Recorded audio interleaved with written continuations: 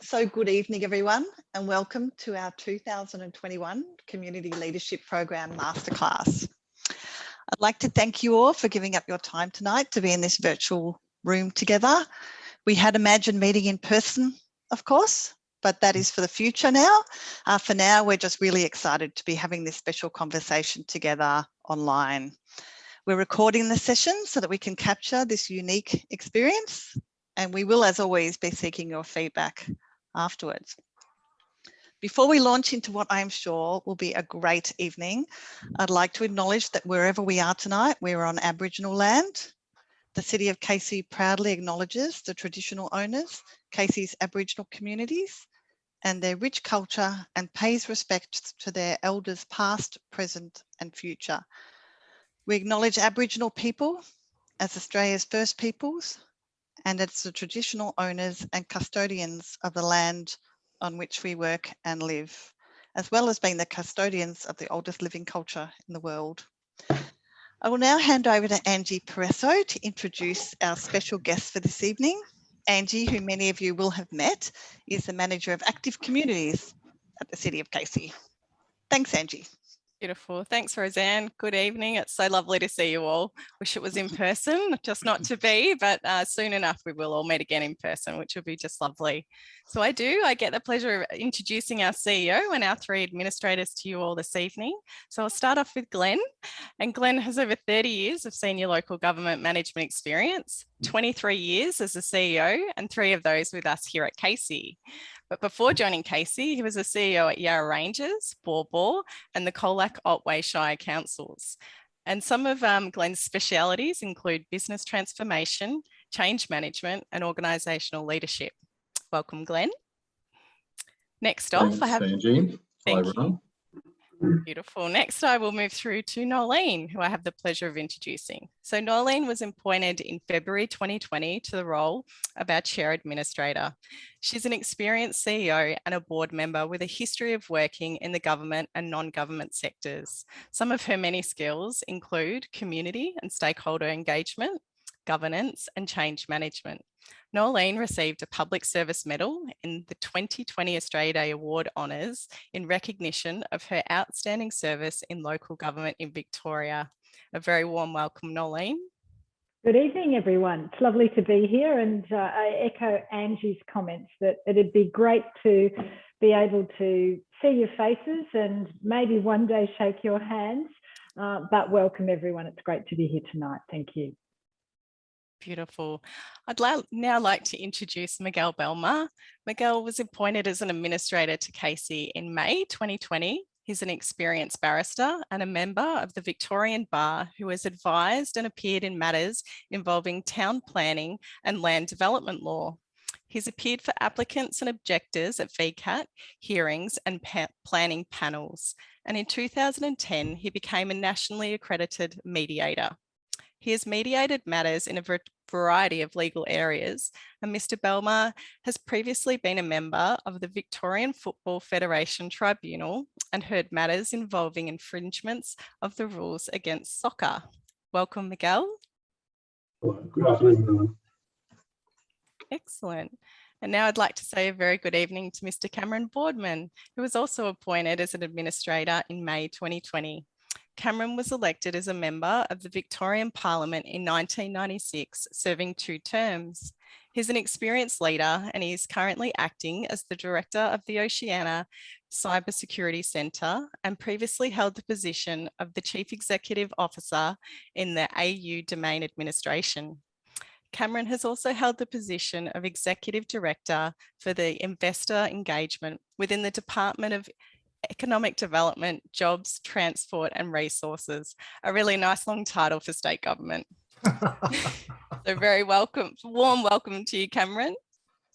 Thanks, Andrew. We wouldn't have it any other way. And good evening, everyone. Looking forward to tonight. Perfect. And that's me done. I would like to pass back to Raymond, and it was, a real honour to introduce you all tonight. Looking forward to the session. Ladies and gentlemen, it's really interesting. I was reflecting earlier today in a conversation with Sam about the fact that I've had the privilege and the opportunity to deliver leadership development programs in a range of settings. And most recently, some of those have been for National Australia Bank, John Holland Engineering, the Australian Tax Office, a range of national and state-based universities and corporate settings. And the reason I highlight that is because in all of those settings and in this setting, with all of you on this screen, there's been an incredibly similar focus. There's been a focus on leadership attributes. There's been a focus on project management, a focus on informed decision-making, community engagement, presentation skills, the technical minutiae of leadership and driving and creating and delivering high quality product. And as a group, we have done that exceptionally well, but there's a really fundamental difference between the leadership programs that I've been delivering in those corporate and broader settings and the one that this group has had. You've had something unique. You've had a total focus throughout the whole leadership development program on your community. And it's been leadership for service. It's been leadership to create stronger, better, more united, more capable, less disadvantaged communities. You've shared remarkable personal stories. You've shared stories of your motivations of wanting to create safe futures for your children. Some of you have come from war-torn settings. You've come from situations of poverty and disadvantage, and you're proactively saying we will create a better, more inclusive Casey for ourselves, our families, and those around us.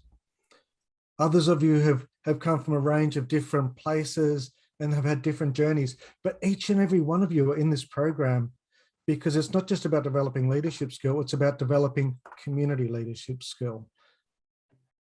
There's been two other elements to this program where I think I'd like to highlight a point of difference for our administrators and for Glenn tonight. And two of those areas are about wanting to build a better Casey, but also wanting to build a Casey that's able to return to full democracy and citizenship. About building a Casey where some of our participants have explicitly said, we would like to become involved with the future governance of our community.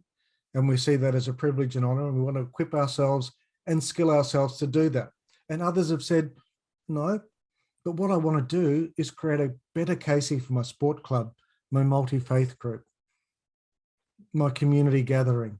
And so each and every one of you are bringing some really unique motivations. And with that, you kind of think, okay, so we've come to where we are today. And in designing this program, right from the beginning, almost a year ago, as we've shared with our participants, we had in mind the opportunity to sit with the administrators and the senior executive of council for a really simple reason. It is, as Roseanne and Sam and Angie introduced, a masterclass. So Angie, your introductions kind of made us all aware that what we have before us is a group of people, and I'm not saying this to be obsequious or for any other reason than to seize this opportunity. We have a group of people who have achieved a great deal in a diverse range of commercial, community service, profit and not-for-profit settings. So with our participants, we a week ago, we're kind of having conversations about how do we draw the marrow out of these administrators? How do we distill their learnings? How do we find out from them about how to lead our communities? And how do we do that in a way which is kind of adult, mature, direct, hopefully a little bit challenging, hopefully a little bit edgy, but it will fully be respectful, courteous, and full of inquisitive people wanting to know from you, Cameron and McGill and Nolene and Glenn, how do we lead best? How do we create community? How do we achieve fantastic things around us? What can you share with us? What can you tell us about your motivations, your aspirations, your successes, your failures? How can you help us become better positioned? So it is a masterclass. You're the masters. Our audience are the masters of motivation and wanting to build community. So I think we're in for a really good night. And that's, Sam asked me to say where tonight came from. That's where it's come from. And that's what our passion is. So Sam, I'm going to hand back to you and do what I've never done before, which is shut up for most of a session and let you guys be the stars. So have a great night, folks. I'll be actively listening. So go for it, Sam. Okay, thank you for that, everyone. Let's jump into it. So everybody knows we have questions and everybody's got a bit of an introduction about themselves. So I'd like to invite Alia up first to tell us a little bit about yourself and ask your question, please.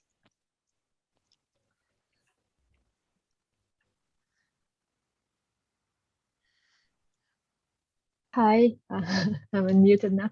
My name is Alexandra and I'm passionate about photography and helping people. And the reason I applied for this program was to find a group of like-minded people to work together to benefit the community.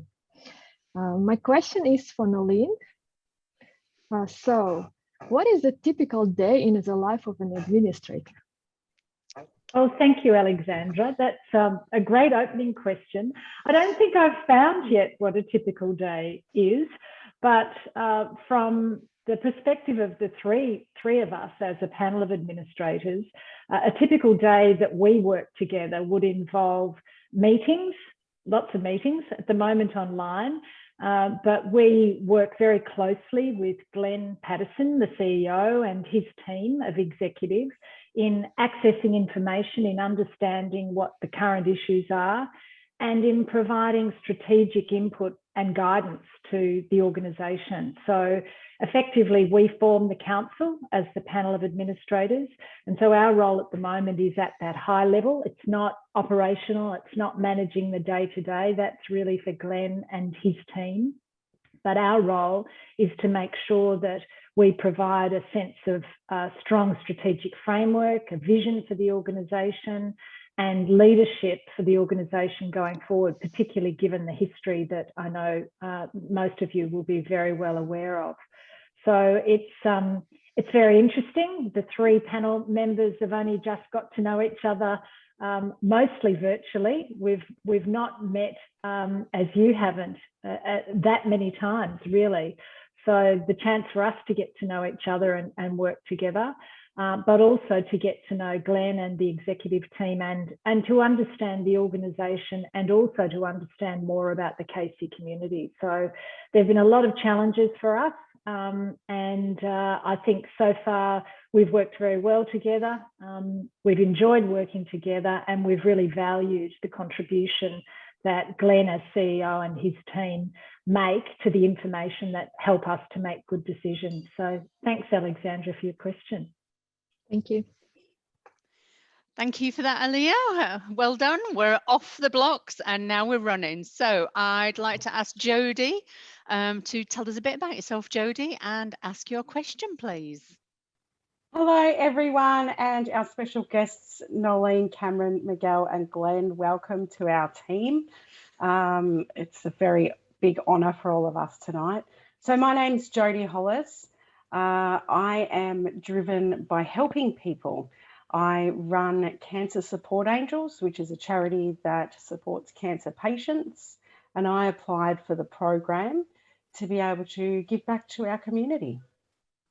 So my question is actually for Cameron, and my question is, what drives you, Cameron, to do the work that you do?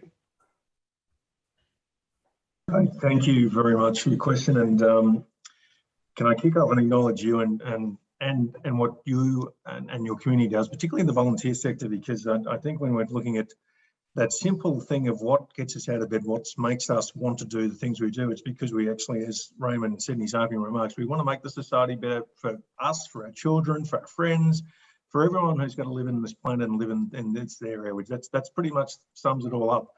And I remarked upon a very early lesson I learned in my political career that there are many reasons to get into politics, but there are not so many reasons positive to leave it. And I left it on the basis of I was voted out, and I perhaps in some respect think that was a good move. But there was always a motivation on my behalf to try and achieve something that aligned with my principles, that provided a basis that I could actually be proud of, and that set me up to take the skills, take the experience, and use them in whatever the next phase of my career was. And that's where I am now. And when I accepted this challenge, I think a day wasn't passing in late 2019 when we were just hearing some terrible stories that were coming out of this council and some of its personalities. And it really drove home that there was a misalignment with those that had entered the council at Casey at that stage and what the community actually needed. And when I accepted the offer, it was a very simple present to improve the community representation, to improve the governance of the organisation, to let Glenn and his team run the business and to provide those services which the community needs so necessarily, but to regain the fundamental trust that the community had lost from its council. And that was the pretty key part of that, because you've taken a choice yourselves to give up your time, to potentially position yourself to be part of the future of Casey, the community and the organisation. If we are not creating the trust that the community has in the organisation, then all of that work will not be for anything. And so my motivation is very simple, is to leave the place better than I found it, which has been my motivation in every other part of my career. And I hope that we're on the right track. And I hope that when we get to 2024, and a number of you potentially may be successful in being on the council, that you'll inherit an organisation that is responsive to the community needs, that understands what the community needs to be a better future community, and that all of those aspects that we needed to improve, that we needed to fix, that we needed to make better, had in fact been done so. So my motivation is very simple, to leave the place better than I found it. Thank you. Thank you for that. Moving on, Misako, if you'd like to introduce yourself and fire away with your question. Hi, everyone. My name is Misako Pires. I'm a dad of 2 young girls. I have a passion for environmental issues and inspiring the youth. I've lived in Casey for the past 13 years, ever since I migrated to Australia from Canada. I joined the leadership program to learn so much more about our local government in order to help engage the community that I represent.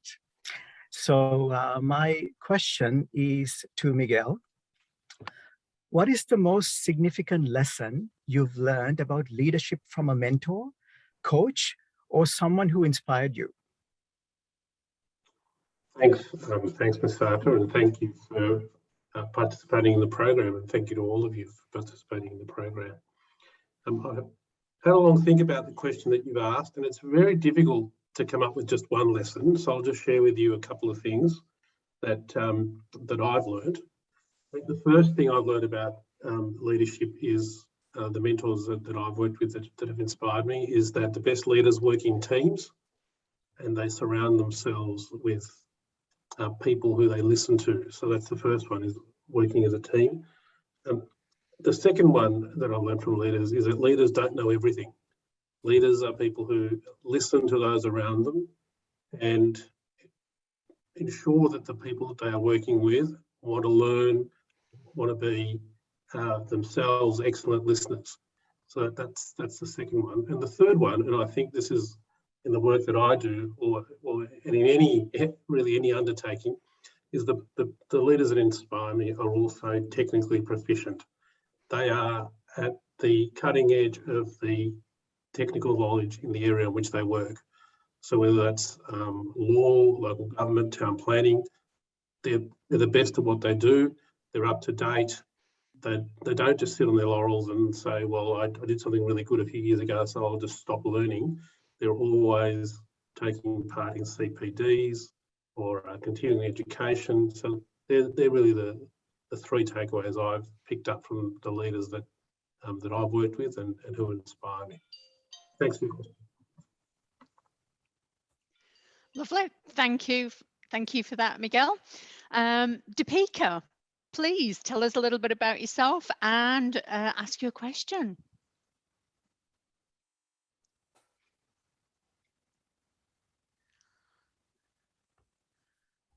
She was here. We've gone quiet. You're on mute, Deepika.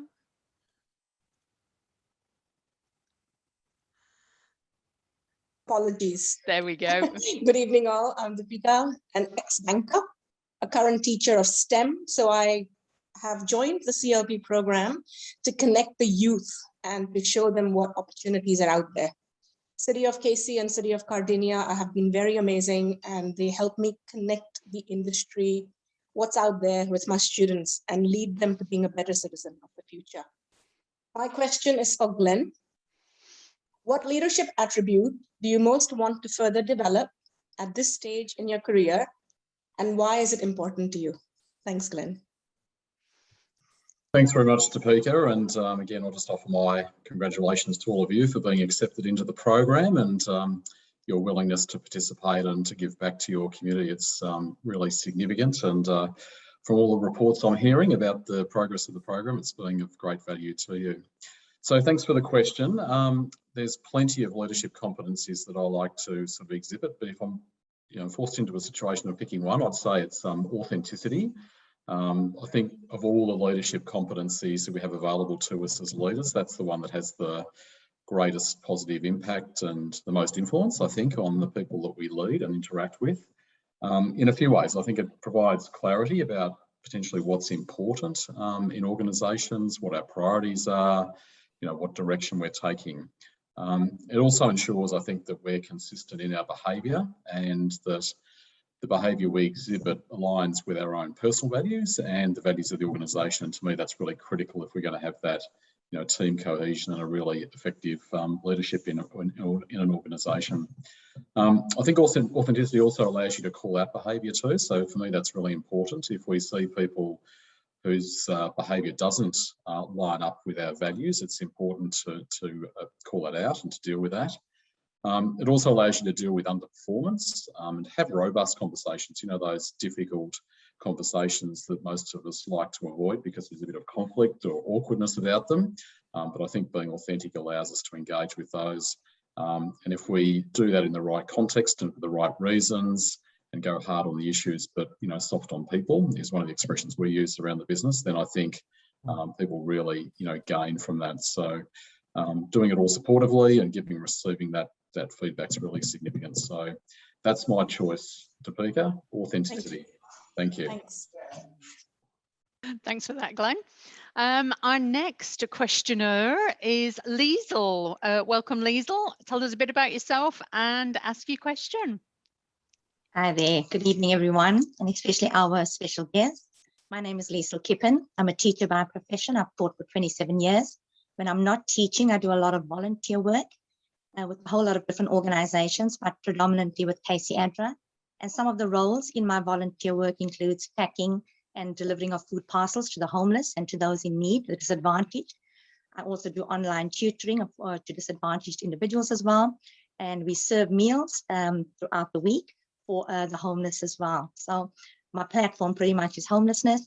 And the reason why I took on that was based on this alarming statistic that on any given night in Australia, there are more than 116,000 people who are estimated to be homeless. And that's pretty disturbing. And it's based on that my vision and mission, and also my reason for joining this community leadership program stems from, to make a difference, to impact powerfully and positively on life, to add richness and quality and depth to the lives of others. And with that in mind, my question now goes to Cameron. If you could go back in time, what powerfully empowering lessons would you pass on to your 30-year-old self about becoming a leader? Liesl, good evening. Thank you. And your point around homelessness, it's also absolutely unacceptable in a wealthy country like Australia, and we completely acknowledge that, and we need to do more. My 30-year-old was not exactly the greatest person. In fact, I would probably describe myself as somewhat arrogant, bit of a know-it-all, probably a show-off, overly confident. And then on the other hand, being self-defeating, I'd probably say I was a victim of circumstance. So I guess the first lesson I'll give myself is to tell myself to pull my head in and understand that there is a bigger, wider world out there. There are people that are a lot smarter than you are, that have got much greater experience, that have exposure to things that you couldn't possibly imagine. And there is absolutely no way anywhere in any circumstance that you know the answers to every single question. But try and tell any 30-year-old that, or any 20-year-old that for that matter, and good luck. I think we're all sort of in the same boat. But I guess one of the things around going through a career that's evolved through a number of different ups and downs and challenges is you learn to live with that degree of adaptability, and that all the total sum of skills, experience, good and bad, shapes you into the person that you are. And in relation to my answer to Jody's question, is that if you can dedicate yourself to leave whatever you do better than you found it, by adjusting, by listening, by taking in, consulting, and appreciating everything that every member of the community, every member in business, and everyone else can assist you with your decision making, then that's probably not a bad place to start. So I really thank you, Lisa, for the question, and I hope I don't meet my 30-year-old self, because my 30-year-old self will probably tell me to nick off. Thank you so much. Fantastic. Thank you.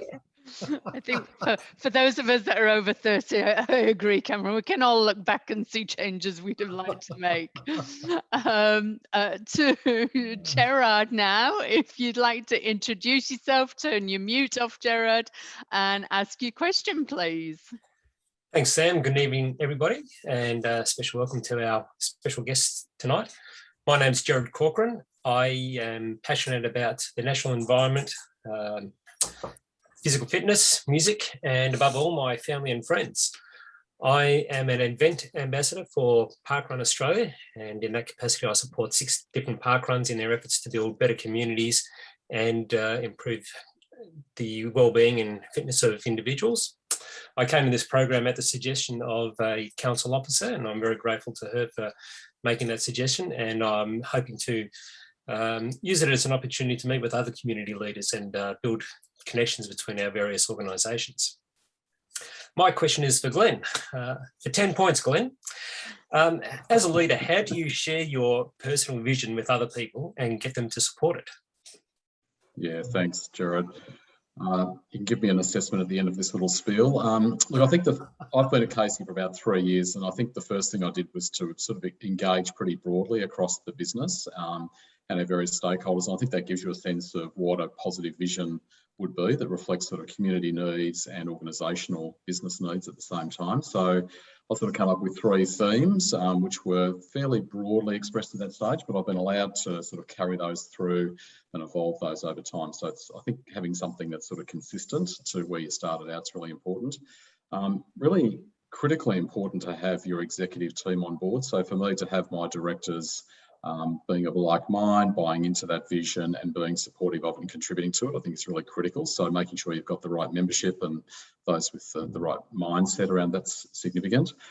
And then I think it's really having the strategic commitment to it. So we set about over the last couple of years developing our sort of shared philosophy, which was about making sure we had a shared sense of, sort of purpose and vision and values of strategy and shared leadership.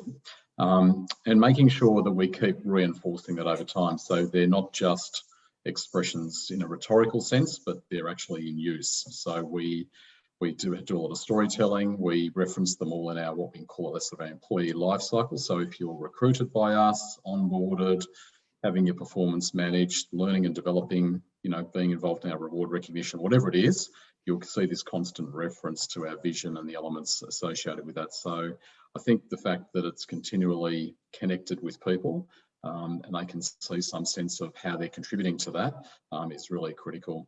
And probably the last thing I'd say is I think the main thing in sort of an expression of vision and how you go about utilising that is to make sure that you get people's emotional buy-in or connection to it as well. So again, we've been talking quite a bit this evening about a sense of purpose and legacy and those sorts of things. And for me, that's really important to make sure that people buy into the vision and contribute towards it. Great. Thanks, Glenn. Have a go, Gerard. What's my score? Oh, look, I'll give you a 7. I'll give you a 9.5. So terrific. Thank you. We've got to set some goals for you. There's still some room for improvement. That's right. Yeah. Thanks, Glenn. Thanks, Gerard. Our next question was due to be from Amy. She's not with us this evening, so I'm happy to ask that on her behalf. It's to Nolene, and the question was, what do you think is the greatest benefit of a program like this, and why is it important? Thanks, Nan. Hands down for me, these programs really provide the opportunity for self-development, to get to know yourself, the way that you work, what your values are, how you work with other people. And it's almost the opportunity to take the time out to do that, because I've listened to so far what all of you who've spoken do, and there's some pretty fast and furious lives in there. And here you are doing this at 6 o'clock at night, and the commitment that you've made to the overall program. So for me, it's that time out, that chance to just sit back and say, okay, what sort of a leader do I want to be? You know, where do I come from? What's built me as a person? What makes me who I am? What are my values? And how do I want to utilize those skills? And what are the things that I need to learn more of?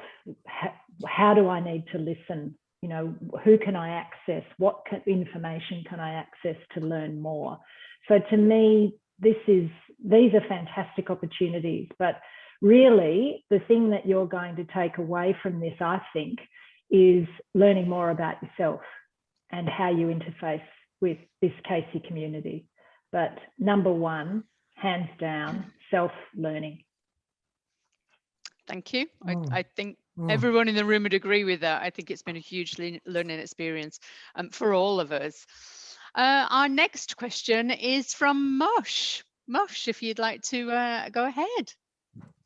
Hello, everyone. My name is Mush Rahman, and I run a small business in KC area. My strong interest in welfare of KC community is the reason behind for me to being in this group. And my question is for Miguel. And the question is, Miguel, what personal qualities and attributes do you believe make a good community leader?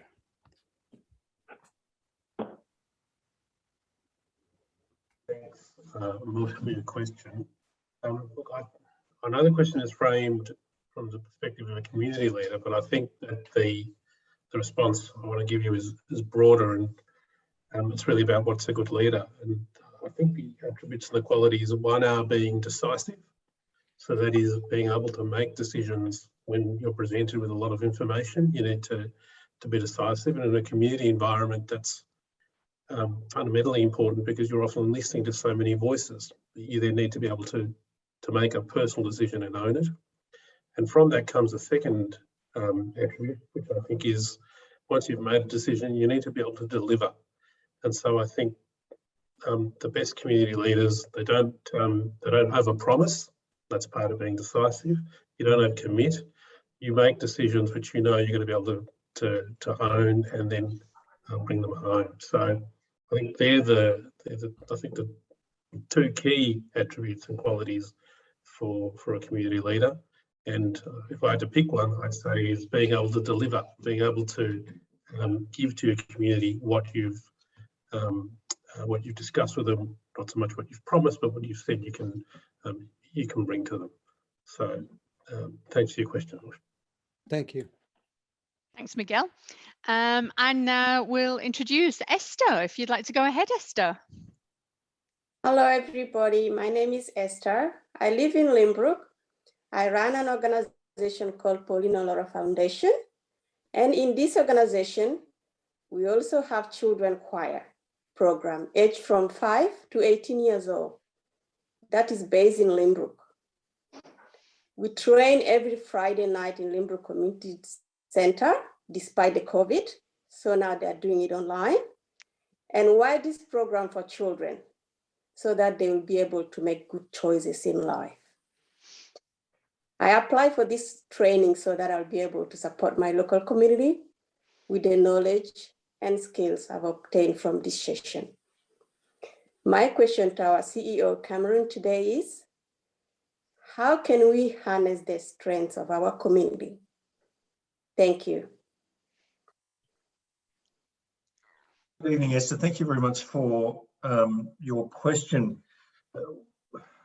You've actually summed it up perfectly, is that we live in the most technologically connected and adaptable society ever. And there has never been, at this moment, a more nimble way of communicating both ways with the community through these types of technologies that we now ubiquitously use on a daily basis. And so harnessing the strength of the community works on two principles. One is that there is the willingness of the community to share their experiences, their leadership, their visions, their wants, their needs, their requirements. The other principle is that those that are actually receiving those messages, similar to what Miguel's point was, hears them and acts upon them and has the boldness and the courage to implement and see through on those.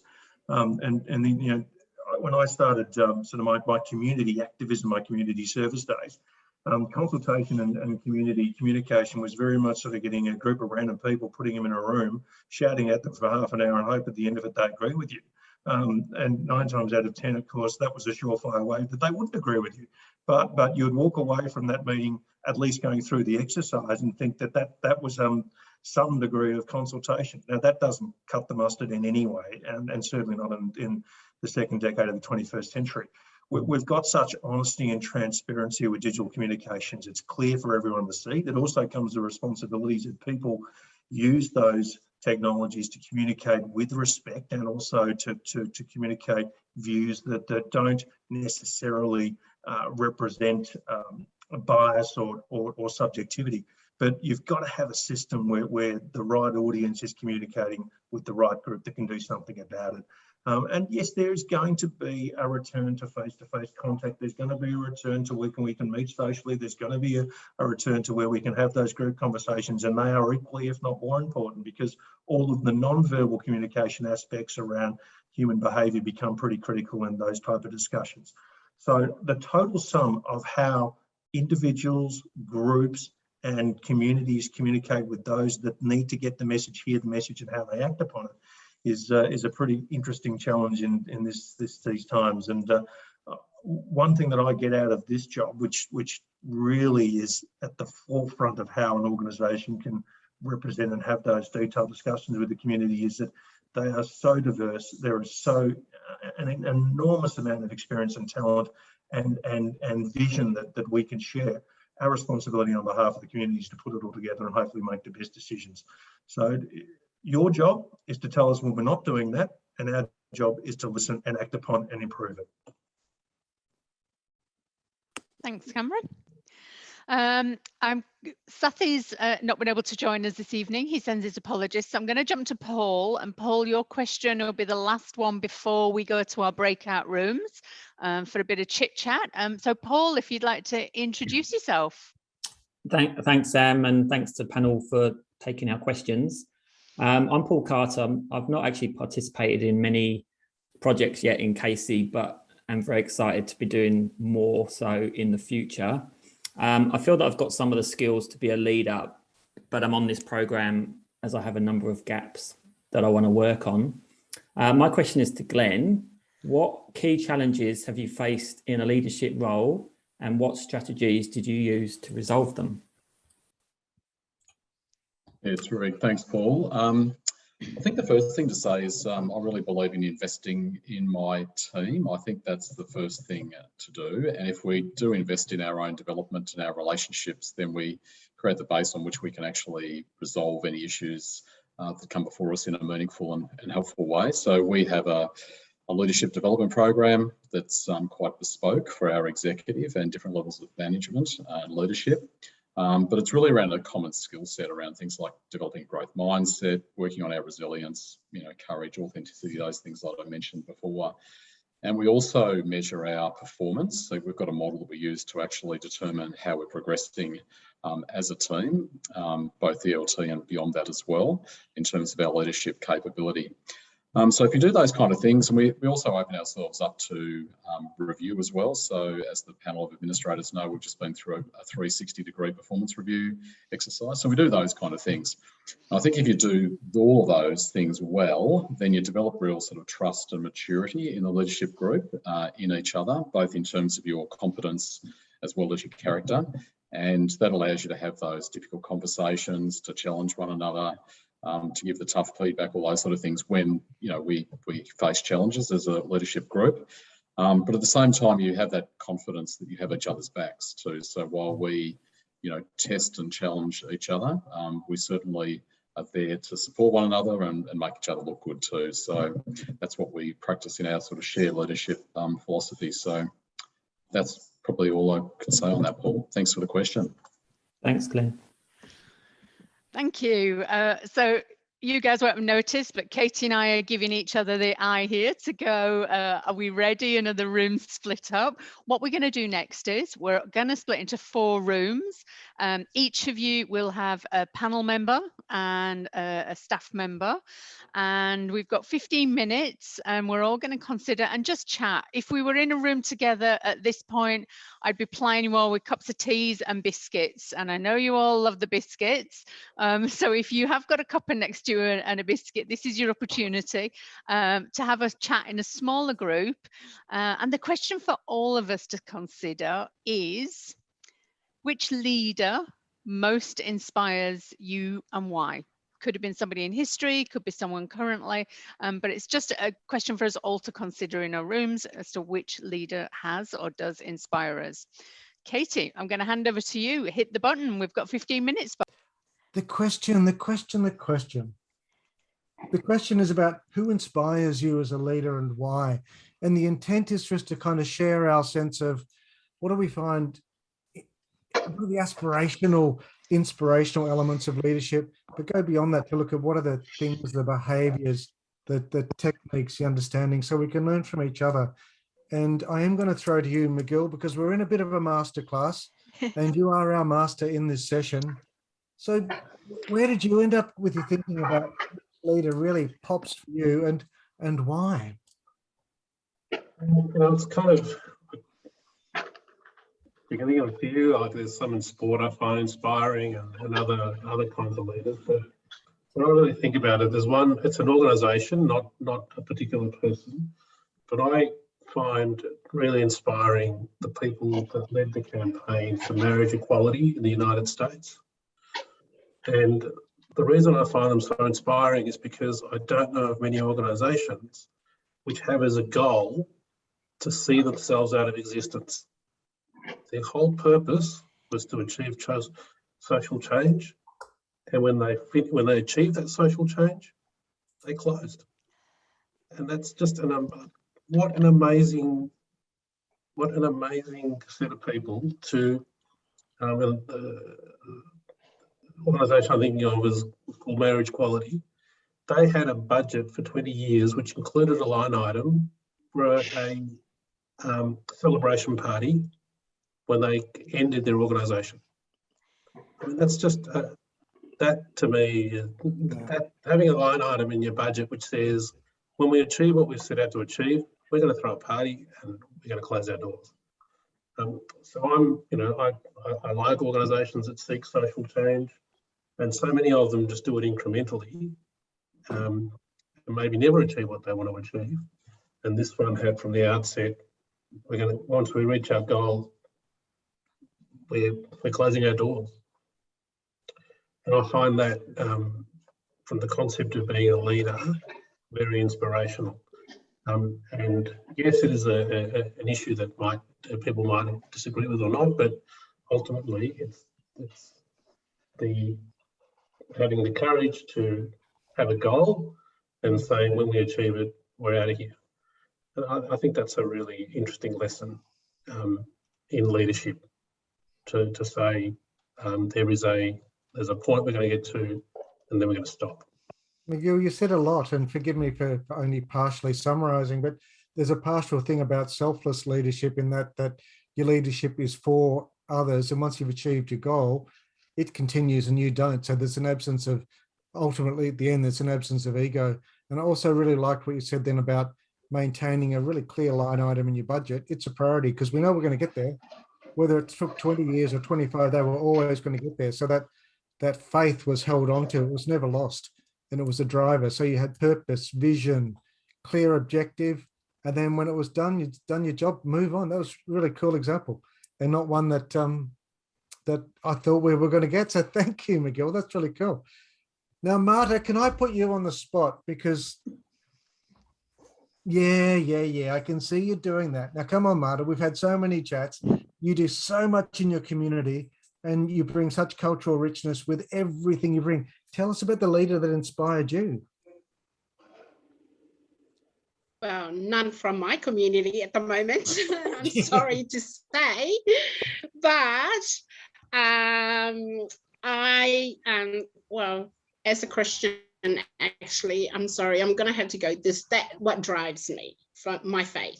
So I'm going to go with one of the Christian leaders that I had actually learned and developed from his teachings. It's Billy Graham. And over the years, I haven't got any qualifications, but what he had shown in his leadership over the years, like I just observed, and then I put it into action. And that's why I'm here where I am today. For the past 6 years now, I have been a regional advisory council with the Multicultural Commission, and they are the ones that actually recommended me to join this and develop more from, these experienced administrators. So because of what I have learned of that great leader that I believe is my great leader, I have been able to grow and mature and be the person that I'm, and much more.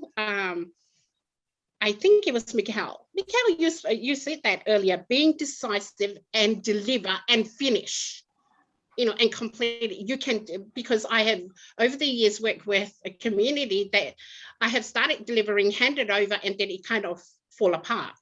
That's going to be my question next anyway, and for you. Anyway, in relation to that, there are other leaders that I have learned of that So I have put in place too. So Marta, I'm going to hold you there and hold that question, because I know that after we come back, your question is coming. But I'm, again, just going to take a little bit of what you said.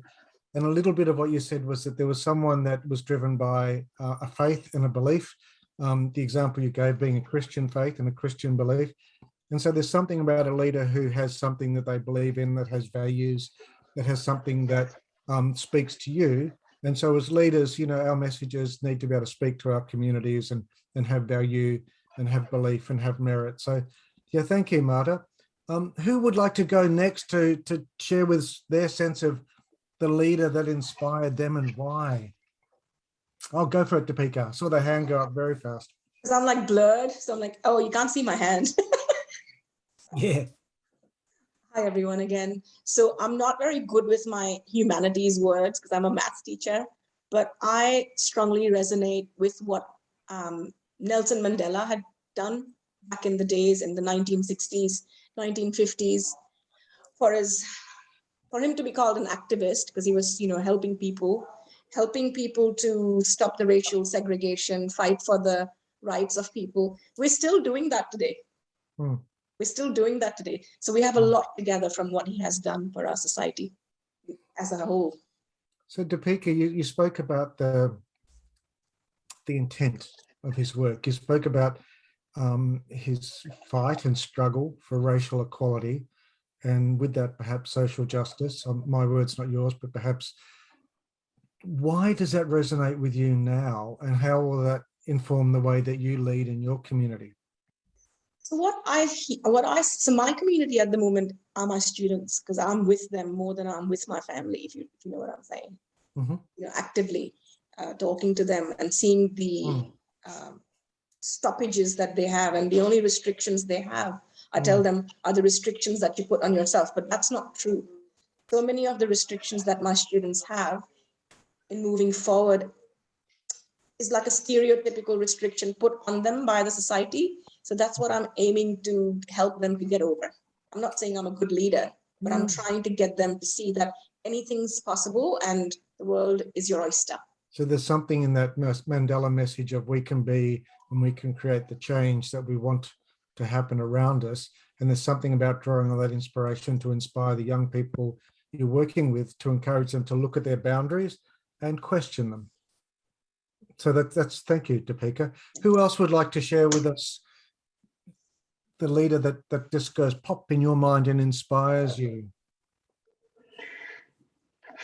Okay, happy to go. I mean, obviously, eventually we'll go through. Look, I've thought about it. The first thing that came in my head was my old manager. I've recently just found another job, so she was my previous manager. She was always very approachable and there to listen when I needed to talk. And she was also very encouraging, recognized the teams and individual efforts that we were doing. And she was promoting ownership when we were doing a task and anything we really were doing. Yeah. And she made me the person I am. And she even, all I wanted to do, I remember, is just wanted to become a better person. She helped me understand what I want to do with my life as well. And she's been a big part in my life in terms of focusing and in developing myself and growing as a person. So there's something in there, isn't there, that resonates with some of the words that McGill spoke earlier in response to one of the questions about working in teams and listening and developing your technical capability and your ability to do stuff. And there was something in there as well about that that Glenn spoke of developing people and supporting each other. So it's interesting that your manager was drawing on a range of the things that our administrators have been sharing with us, and that's in your mind, Lydia, that there was someone that has elevated you and helped you to be better at what you do. And so now through this leadership program, you'll be able to draw on those things with the community that you lead to allow them to be the best that they can be. So thank you. Exactly. And exactly. Welcome back, everybody. Thank you. Thank you. Hopefully that worked okay. Fantastic. Fantastic. Thank you. Oh, hey, and we're all coming back. Can you hear me? Yes. Lovely. Well done, Katie. Yay. We broke everybody out and you brought everybody back again. Well, amazing. I hope you had some interesting conversations. I hope you had everybody had a chance to speak and talk a little bit about themselves, their inspiration, their life here in Casey. We're going to crack on with the questions. And you're in my bottom right-hand side corner, Marta, but I have to say the prize today for looking fantastic goes to you. If you'd like to unmute, tell us a bit about yourself, maybe what community you're from, even though I think we can guess. Tell us about yourself, Marta, and what's your question for the panel? Hi everyone, my name is Marta and I'm actually from the Cook Islands community. So as you can see, dress like them. Anyways, I am very passionate about my community. And I have been Regional Advisory Council with the Multicultural Commission for the past 6 years. And they were the ones that recommended me to attend the sessions. This training, leadership training. Anyway, like I said earlier, I'm nervous, but my passion is for the young people that are at risk and school leavers. In my community, they're at the stage where there's no future. They look at the future as if there's not going to be any. So I'm very worried and concerned at my question, and that what I want to do is help them, but I've got a diverse community to work with. So my question for Mikkel is this: when a community is not united, how do you bring them together? Thanks, Marta. Not an easy question. I think that one of the things is to identify why they're not united, what is the issue that makes them not be united.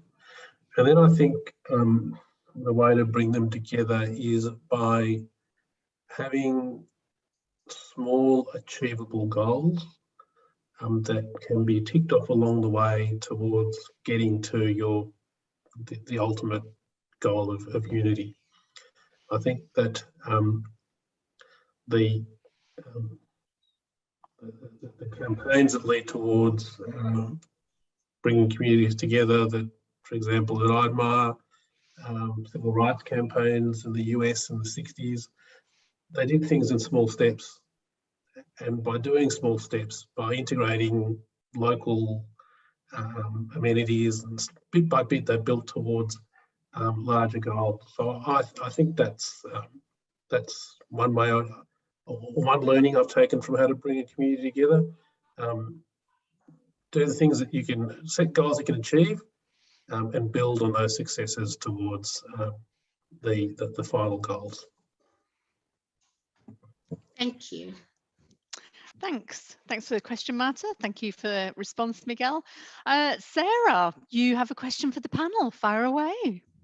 Yeah, so I'm Sarah Marco. I'm passionate about the health and wellbeing of communities at the local level. I've got an academic background in public health, and I'm currently completing a PhD in the area of gambling harm. And this topic can be quite controversial. So my question for Cameron is, what skills are necessary when engaging with people who disagree with your position, and how do you go about managing conflict? Sarah, that's a terrific question. It's in two parts. Let me try and answer it separately, deal with how we engage people who may not agree with my position. So the first thing is that your personal viewpoints generally are irrelevant, particularly when you're making decisions that have a public policy or a public accountability impact. What you may think and what you may know, whilst that may be relevant to how you apply the logic to make the decision, it is not relevant to the actual outcome.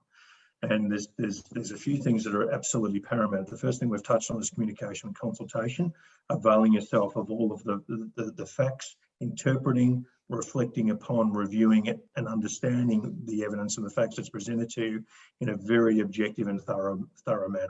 The second thing is that when you actually try and communicate that to a group or to an individual, you've got to create the narrative that's based upon the principles of the process that you've undertook, but also the principles of the outcome, and articulating why that particular outcome is the best outcome in the circumstance. Now, there are plenty of examples in your professional career and certainly in an academic career where your academic supervisors and your peers will probably disagree with the research methodology or a way that you've applied it, and for all of us on where there may be conflict or tension with our families, with our personal lives, with our communities.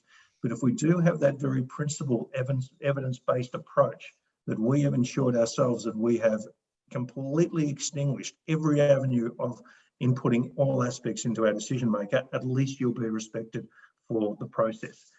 The second thing around managing the conflict is that if it still results that after you've gone through that process and you are satisfied and confident that you've exhausted all avenues to get to the decision which you think is right, and there's still conflict, then you've got to work through and try and look at a compromise.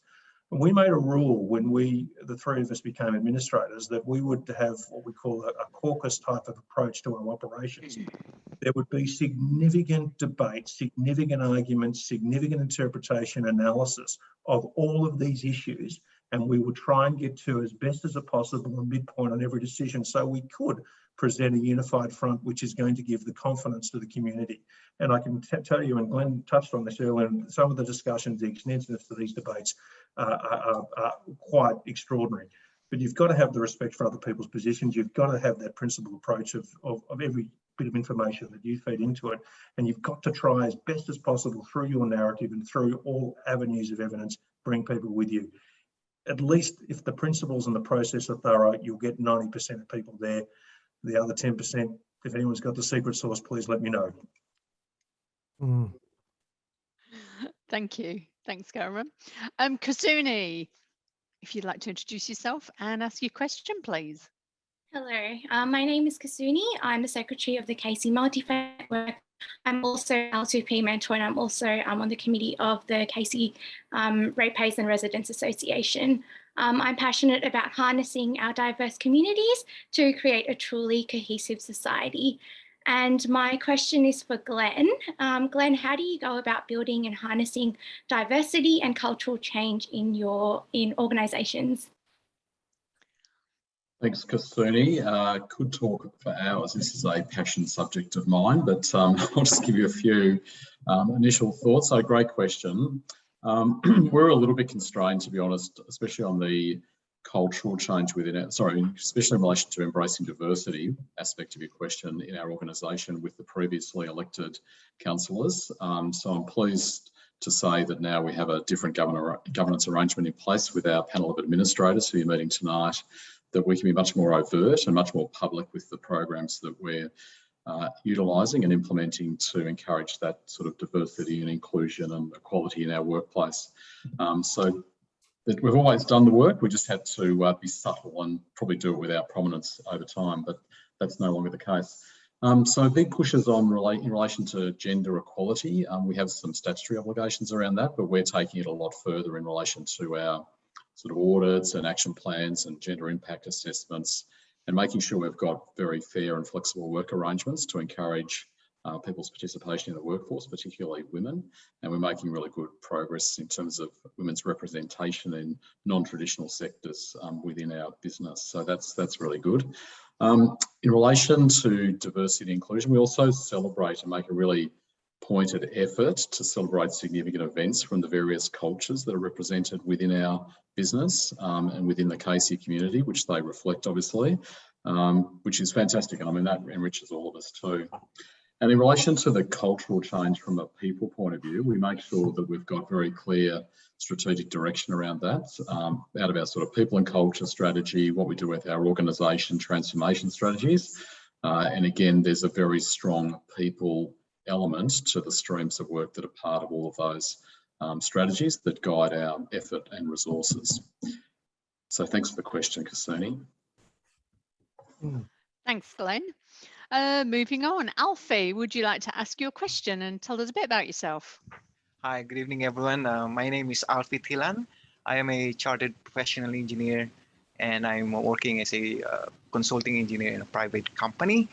I belong to a Filipino community where most of our projects deal with family bonding and sports. And I applied in Casey Leadership Program to be able to participate in helping the community by dedicating my quality time and skills in any program that will benefit the people in the city of Casey. My question will be for Miguel. Miguel, how do you manage your personal opinion over professional position? Thanks, Alfie. That's a question I deal with basically every day. And I think that the way I do it is basically by acknowledging that I do have a personal opinion on many of the things that come across my desk. And I also have inherent biases that I have because of my education, of where I grew up, of where I was born, and expectations that I have about issues that come across my desk. And so the way I've learned to deal with them is firstly by acknowledging that I have those opinions, that I have those biases, and secondly by using the tools that my education and that my professional training have equipped me with to address those issues, to deal with those issues. So to give you a couple of examples, in my legal practice, I have ethical obligations that remind me continuously about how to approach issues, about the sorts of questions I need to ask myself when I am when I'm doing my work, when I'm being asked to be involved in matters, and continuously having to self-check my ethical obligations. And secondly, in my work that I do with council, there are a number of statutory tools which require me and all administrators and all council staff really to continuously conduct conflict of interest kind of checks on ourselves, and just continuously think about how do I fit into this program of work that I'm about to be involved in? How do my opinions, how do my previous involvement in other matters affect me? So I think it's a broad, continuous task, and it's not just about personal opinions, it's broader than that. And so ultimately the way I do it is by not just resting on, but actively using the tools that I'm empowered with that allow me to make decisions so that although I hold personal opinions and I hold them strongly, I'm able to step out when I can't because of those opinions, or be involved but being aware of my opinions when making decisions. So sorry that was a bit of a long answer, but it's an issue that is obviously one I deal with on a daily basis. Thank you. I've learned so much. Thanks. Thanks, Alfie. Thanks, Miguel. Rachel, tell us a little bit about yourself and ask your question to the panel, please. Thank you, Sam. Thank you to our panel and our guests. So I'm Rachel Orodio. I'm currently a volunteer, a web administrator for the Cranbourne Friends Royal Botanic Gardens. So in addition to this, I also support Blessings Bag. So it's a community group based in Frankston. And we put together a small bag of items like personal hygiene products and food products, which we pack and give away to the homeless in Melbourne. So my question is for Nolene. Nolene, what challenges do women face in leadership roles, and how do you lead and overcome them? That's a big question, Rachel. It's an interesting one. And in thinking about it, the first thing that comes into my mind was the time when I was the first few months when I was the CEO, and I had an all men in my executive team, and we were doing a lot of visiting and going around, and inevitably people would put their hand out to one of the men and say, "Oh, it's lovely to meet the new CEO." I got over that because I don't know why. I just thought, oh, it's interesting. I'll just package that away. And I think oftentimes you're the only woman in the room, and unfortunately that can still be the case. You spoke, Rachel, in our breakout group, if I can share it, with your admiration for Jacinda Ardern as a leader. And so she's a young woman with a young child.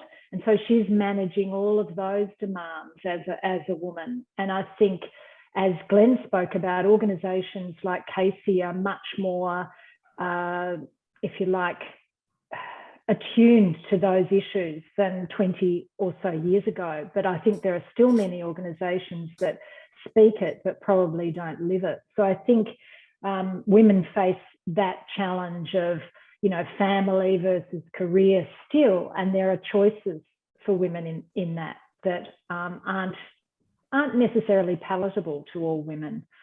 I think women can often still be the first, you know, to do things, and that's a challenge. And I think, you know, we've in a country where we have had the first female prime minister, and we witnessed some pretty awful and damaging commentary around her as a woman leader.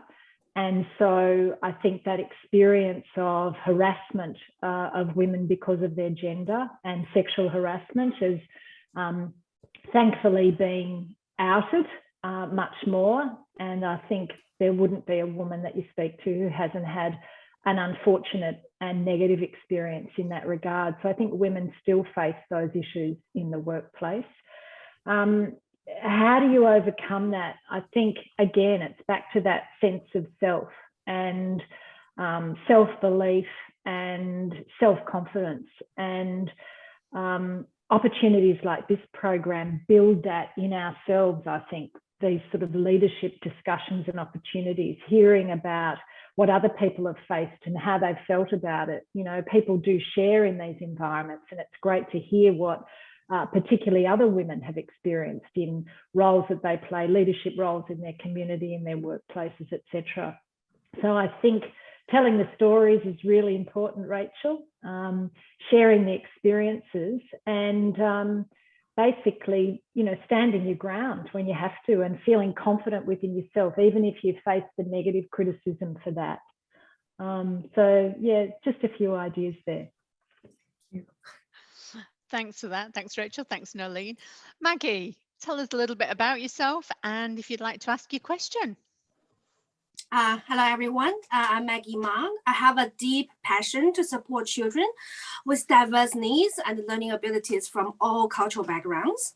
I love the volunteering experience in my local community. I applied for this program because I want to equip myself with more knowledge, skills, and a network, and in turn to contribute in a more valuable way. As I know, one of our special guests today was a very successful leader in education sector too. So I have a question for Nolene. You have received a Public Service Medal in 2020, Australia Day Honours, in recognition of your outstanding service to local government in Victoria. So what are the 3 habits that help you in your daily life that enable you to succeed as a leader? Thank you. Oh, thank you, Maggie. I'm a great planner. I think through things and try and deal with things once and only once if I possibly can. So whether it's reading an email and responding to it, planning the diary, knowing what I'm doing ahead of time and being aware of that's a real key for me. That makes my life a bit easier. Self-reflection, I think, is really important. You know, you don't always get it right. Thinking through how you've managed a situation, looking at ways you can do better. Not being too self-critical, but self-critical enough, I think. So that's self-reflection. And I think knowing what you don't know and being happy to declare that. It's something that I've always done. I don't know whether it comes from my family background or whatever, but I've so oftentimes been the person who's put my hand up in the room and said, I don't know, what does that acronym mean, or what does that mean? I don't understand that. And I've learned you're rarely on your own. So know what you don't know. They're my 3 tips. Thanks, Maggie. Thanks, Nolene. Thanks, Maggie. John has joined us. John, fabulous that you could join us. I hope you're there. If you'd like to ask your question, please, John. Hopefully you can. You're on mute, John, so I'm not sure if you can get yourself off mute, my friend.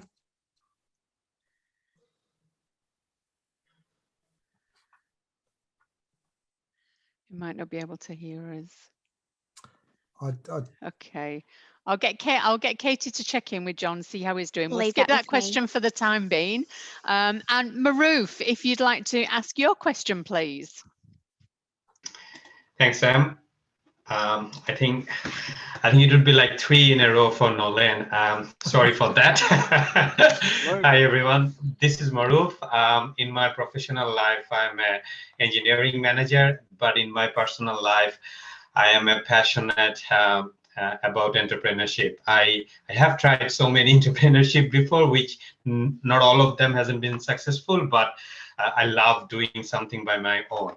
So my recent interest is about kids education, children education. I do have a little one who is 7 years old, and she started her school in 2020, which was in the pandemic year.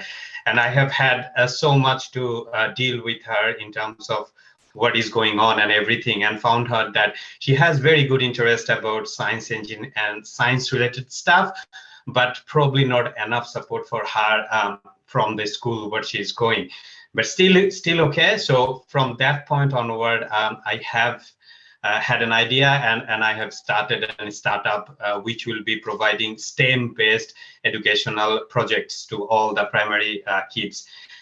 So my question to Nolene, being an owner of an organization, which I'm referring to Nolene Duff and Association, what advice can you give to other entrepreneurs in this time?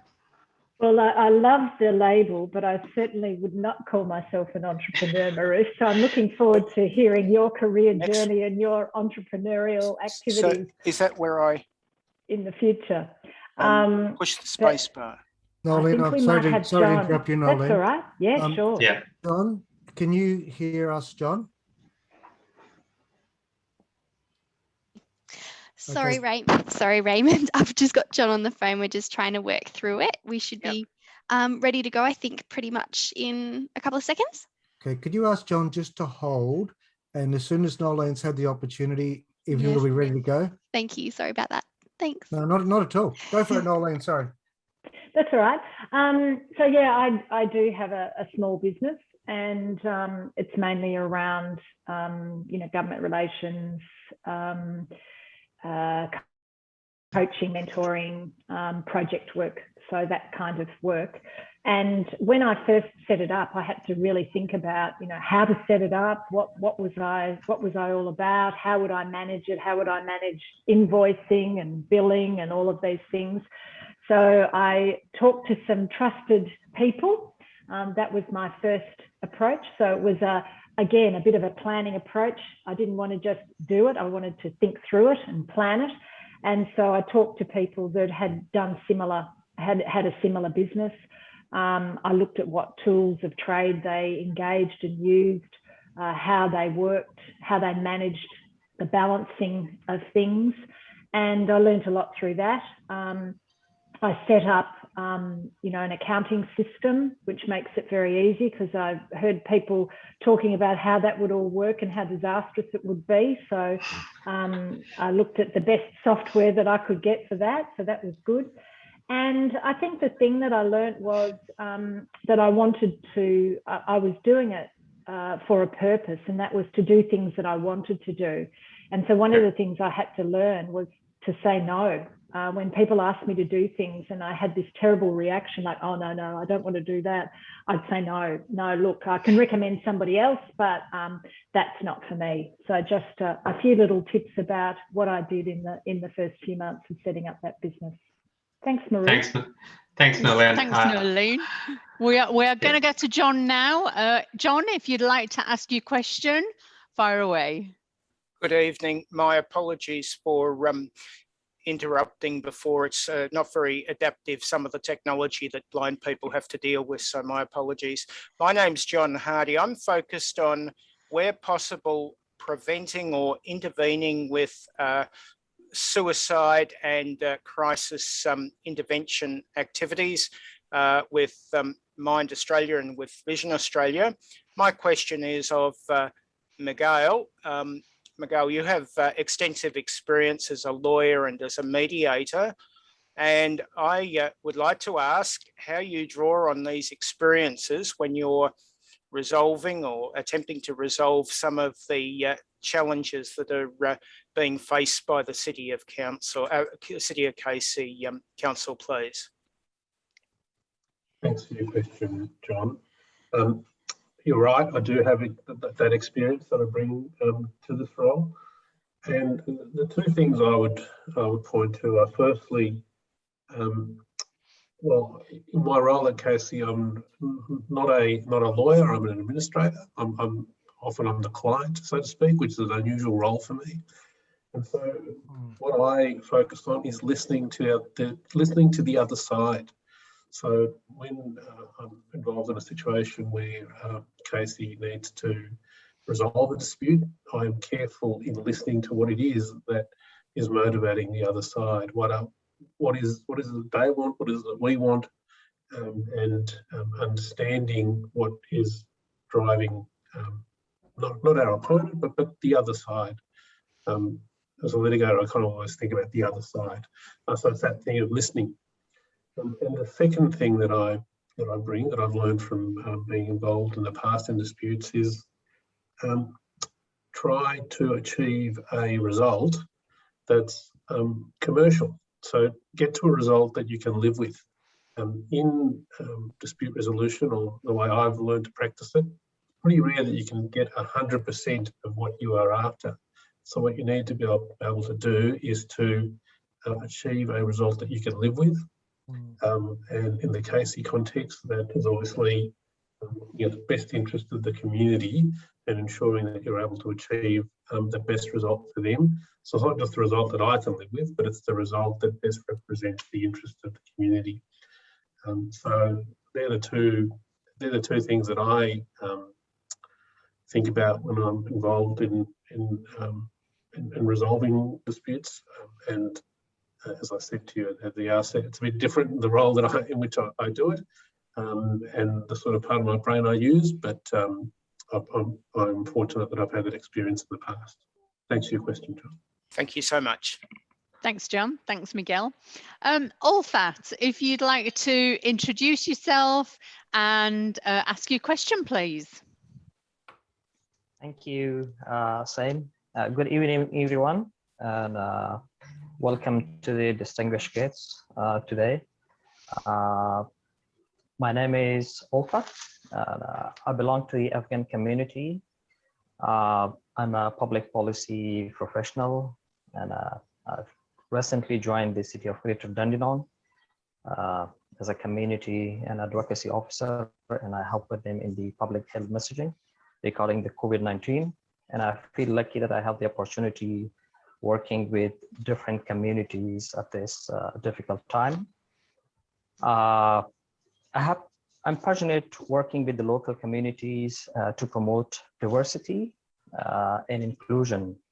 And the reason I have applied for the CLP program is to enhance my current leadership skills and develop personal and professional networks, which I've already done with my great colleagues in this cohort.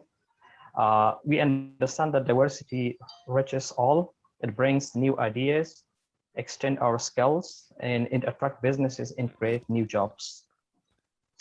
So my question is from Glenn Patterson. What do you want to be known for in KC, and what would you like your legacy to be? Yeah, thanks, Sulfat. It was a good question, actually, to reflect on. I think a few things. One is when I eventually leave the city of Casey, I'd like to think that I've left a more progressive, contemporary and sort of future-ready organisation, and one that's financially sustainable. I think I like that sort of concept as well. Secondly, I think I'd like it to be recognised, the city of Casey, as a leading organisation in our industry, in the local government sector in Victoria. We are on some aspects at the moment. I think I'd want to be extending that out. And we've talked about this before, but I think with our administrators in place now, I think another thing I'd like to do is to be able to be a contributor to restoring the confidence that the City of Casey community has in the council, post obviously the council dismissal and the end of the administrator's term in 2024. So I think there are a few of the things that I would like to be able to achieve in the next, say, 3 years. Thanks, Olfat. Thank you so much. Thank you. Thanks, Glenn. Thanks, Olfat. And last but not least, Randini, would you like to tell us a bit about yourself and ask your question to the panel? Thanks, Anne. Hi, everyone. I'm Randini, and I'm passionate about sustainability, community governance, and learning new things, which is also a big part of why I applied for the program, because it seemed like a great opportunity to test my potential, learn from everyone, and make a positive contribution to the community. So my question for all our guests, as decision makers, do you have any favorite approaches for connecting with the people that your decisions will impact? Thank you. Who'd like to go first on that one? Maybe Nolene, what's your response? And we'll take a response from all of you as it's the last question. Okay, thanks, Randini. I think it's really important to have good, solid information. And I think one of the commitments that we have made at Casey is to ensure that there is a very solid foundation in terms of community engagement that backs up what we decide, or what we're dealing with, decisions that we make or strategies that we put in place. That doesn't mean that we're the individuals that make that connection, because there's only 3 of us, and there's a whole organisation led by Glenn Patterson and a lot of professional skills within the organisation beyond the skills that I have in terms of that engagement and information collection. So I think there are times when it is really important to be face to face and connect with people, and I think you've got to make that judgment as well. I think can you hear me? Yes. Yeah. Yeah. My earplugs just died. So I think it's really important to make that sort of a connection when it's really important, and you must do the face to face. But I think we have to be cautious in making judgment about that because of the limited resources that we have amongst the 3 of us, and we need to determine when that's appropriate. But fundamentally, I think we have to rely on the solid professional work and skills of the organisation and the data and information that they bring to us. Thanks, Nolene. Cameron, how do you have a particular favourite approach that you prefer over something else? I was going to say that most people never thank you when you make a good decision, but if you make a bad one, they certainly let you know about it. I think look, this comes back to the transparency.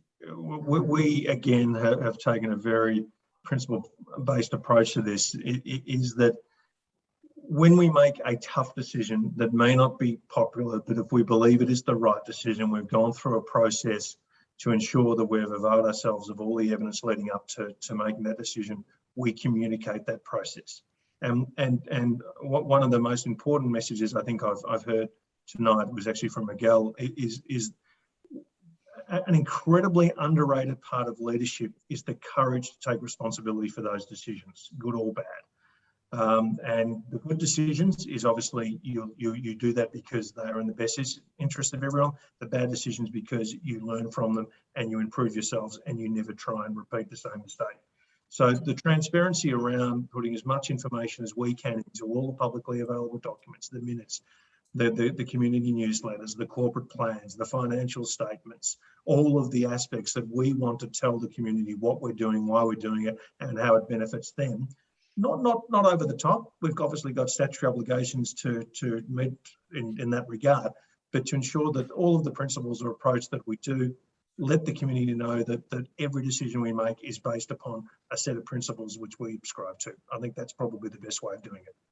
Thanks, Cameron. Miguel, do you have anything to add to that? I think it's my fellow administrators have given you a lot of information, but I suppose what I just to it, I'd say that I always keep in mind that because of the way that we've been appointed, we have a broader responsibility to the entirety of Casey.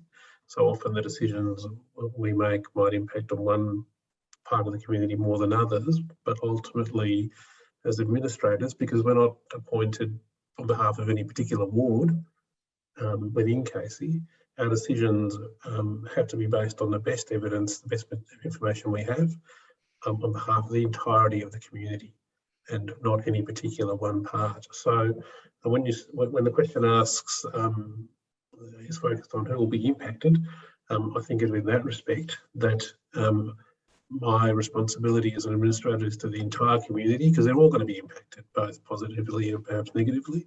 So it's from that perspective that I view it. It's a broader responsibility to the entirety of Casey and not to just one particular part. Thank you, Miguel. And last but absolutely not least, Glenn, I'm going to tweak your question a little bit because you're a decision maker, but you impact from an operational perspective. So do you have any favoured approaches? And I'm thinking operationally for connecting with the people that your decisions impact. Yeah, as you say, Caroline, the obligation on me really is to make sure that the organisation is designing engagement methods and channels that are contemporary and really meeting the needs of the community. So I think sort of reflect on a few recent examples, like we've moved into a much more deliberative community engagement process recently for our Shape Your City 4-year planning cycle engagement. So again, it's using different methods, different online tools, and the reach and the penetration that we had with the City of Casey community was much greater as a result of that. So I think what we want to do is more of that kind of engagement, because people can find ways to engage and connect with that, really effectively that meets their lifestyle needs. But it's not just about sort of annual planning or council term planning. I think it's just for our projects and initiatives that we're undertaking, day in, day out. We need to continue to evolve the processes we use for that. And obviously technology is helping people access more of that. We're also engaged in continuing to evolve new channels of our own. For example, we've got a channel called Casey Community Conversations, which allows the community to connect in with the panel of administrators quite effectively. So it's just one tool. And we've also got a strategy for developing our own channels as far as communication is concerned too. So not so much engagement, but just for keeping people informed and up to date with our progress on a whole range of things. We've got about half a dozen different channels that we're developing. And again, the take up of those from the community is really strong. And perhaps the other point I'd make is, again, just reflecting some of the comments from the administrators, given we don't have counsellors in place at the moment, there's more of an obligation on the organisation to more directly connect with the community. And obviously that's impeded by our current COVID restrictions. But outside that, what we found was last year and into this year, the community reacting really well to that. So we've got, from myself down, a lot more of our senior people and staff connecting directly with community groups and individuals in the absence of counsellors, and the feedback we're receiving from the community is really positive. So I think it's a mix of, you know, good technology, global kind of engagement, and then sometimes it's just that micro one-on-one or small group kind of interaction directly with staff. If we do all of those things well, we'll have better relationships and better understandings of community needs. Super. Thank you so much, Glenn. Well, we've reached the end of our, what at the start seemed like a huge list of questions, so much appreciated for the answers and for the questionnaires as well. I'm going to hand over to Raymond for a bit of a wrap up of the session, and then Raymond, I'll just hand over to Roseanne to close out. Raymond, all yours. Thank you, Sam. As I look around all the faces and listen to the questions, each and every one of us today, I'm sure, have had long days. We've done a heap of things. We've been working all day, had good, bad, stressful, celebratory things across the day. And here we are staring at a screen. And almost 2 hours into that, Randini asked a question. And what struck me, Randini, apologies in advance, is that there's Randini smiling, beaming across the screen, asking a question with passion and energy about how do you make decisions to best serve your community? And I think the way that Randini asked that question in and of itself typified many of the answers that our administrators gave us today, because Randini's behavior showed curiosity, passion, a willingness to learn, and to understand and to know something about how you serve your community. And it was done in a way which was connecting and personable. So what does that mean for me? It means that listening to some of the answers that our administrators gave and in our conversations, there was a thread and a theme of values. People spoke about having pride in themselves, their community, and their work. Our administrators spoke about working in a principled way, about establishing trust. They spoke a lot about team.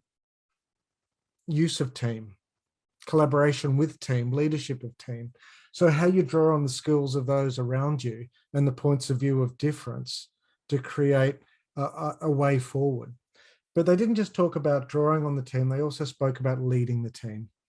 So taking from what people bring and present and taking a leadership stance and moving a community forward. So Glenn and others spoke about a range of processes and strategies to develop themselves continually, to be best placed, to lead their teams, to best serve their communities, which was kind of really a purposeful action that highlighted that purposeful nature of leadership.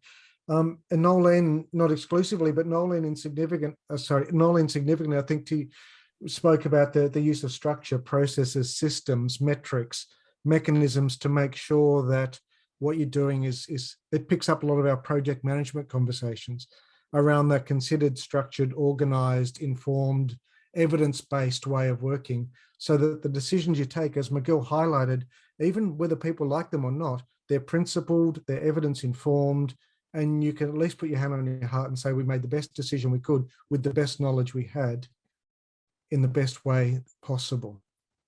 And I think there's something really purposeful around that, which again goes to some of that kind of decisiveness, action-oriented nature of leaders, as well as the inclusive natures of leaders, which was echoed in our masterclass tonight.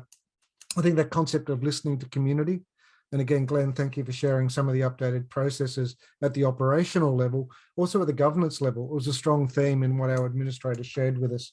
And there was something around that transparency, and at the end of that, taking responsibility personally and professionally for the decisions that leaders take. I think there was an element of openness around emotional intelligence. And ladies and gentlemen, you might remember in some of our sessions, we looked at things like, those we used a model, administrators and Glenn, around your 3 elements of leadership: you have awareness of context, and awareness of task and planning to achieve task, and awareness of self, and using emotional intelligence and engaging stakeholders and those we're working with and for. And I think in this masterclass, you gave us insights into each element of that leadership framework that's been sitting underneath this program. So I think it's been absolutely incredible.